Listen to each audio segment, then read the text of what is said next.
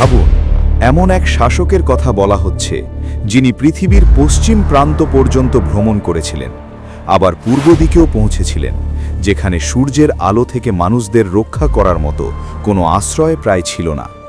শুধু তাই নয়, তিনি দুই পাহাড়ের মাঝখানে একটি বিশাল লোহার প্রাচীর নির্মাণ করেছিলেন, যাতে এক ভয়ঙ্কর জাতি পৃথিবীতে অশান্তি সৃষ্টি করতে না পারে। কিন্তু প্রশ্ন হচ্ছে, তিনি আসলে কে ছিলেন? তিনি কি ইতিহাসের বিখ্যাত বিজেতা আলেকজান্ডার দ্য গ্রেট, নাকি পারস্য সাম্রাজ্যের প্রতিষ্ঠাতা সাইরাস দ্য গ্রেট, নাকি সম্পূর্ণ অন্য কেউ?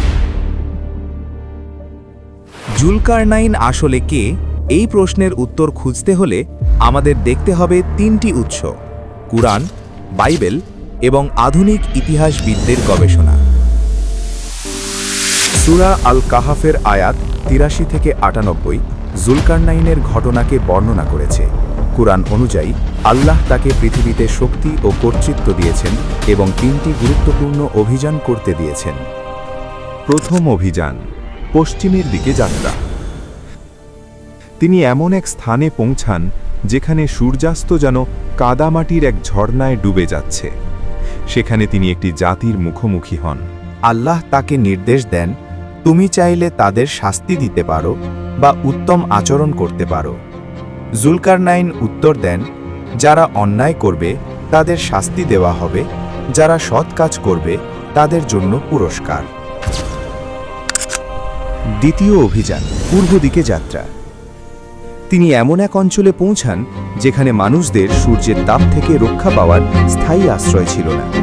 কুরআনে খুব বেশি বিবরণ নেই, শুধু বলা হয়েছে আল্লাহ তার কাজকর্ম সম্পর্কে সম্পূর্ণ অবগত ছিলেন। তৃতীয় অভিযান, ইয়াজুজ ও মাজুজের প্রাচীর। তৃতীয় অভিযানে তিনি পৌঁছান দুই পাহাড়ের মাঝখানে এক অঞ্চলে। সেখানে বসবাসকারীরা অভিযোগ করে ইয়াজুজ ও মাজুজ পৃথিবীতে অশান্তি সৃষ্টি করছে। তারা অনুরোধ করে একটি প্রাচীর তৈরি করে তাদের রক্ষা করতে। জুলকারনাইন অর্থনীতি অস্বীকার করেন। তিনি বলেন, আল্লাহ আমাকে যে শক্তি দিয়েছেন তাই যথেষ্ট। এরপর মানুষের সহযোগিতায় তিনি নির্মাণ করেন একটি বিশাল প্রাচীর। লোহা আগুন দিয়ে উত্তপ্ত করা হয়, তারপর তার উপর ঢালা হয় গলিত তামা। প্রাচীর এত শক্ত ছিল যে ইয়াজুজ ও মাজুজ তা অতিক্রম করতে পারত না। কিন্তু তিনি সতর্ক করেন, এক সময় আল্লাহ ইচ্ছায় এই প্রাচীর ধ্বংস হয়ে যাবে। বাইবেলে উল্লেখ। বাইবেলে সরাসরি জুলকারনাইনের নাম নেই, তবে সেখানে গগ এবং ম্যাগগ নামে দুটি শক্তির উল্লেখ আছে। অনেক গবেষক মনে করেন এই ধারণাগুলোর সাথে ইয়াজুজ ও মাজুজের গল্পের কিছু মিল থাকতে পারে। ইতিহাসবিদদের মধ্যে দুটি প্রধান মত রয়েছে। প্রথম মত, জুলকারনাইন ছিলেন আলেকজান্ডার দ্য গ্রেট। দ্বিতীয় মত, তিনি ছিলেন সাইরাস দ্য গ্রেট। সাইরাস পারস্য সাম্রাজ্যের প্রতিষ্ঠাতা, ন্যায়পরায়ণ শাসক হিসেবে পরিচিত এবং ইহুদি ঐতিহ্যে বন্দী মুক্তিদাতা হিসেবে উল্লেখ আছে। তবু আজও নিশ্চিতভাবে বলা সম্ভব নয় জুলকারনাইন আসলে কে ছিলেন।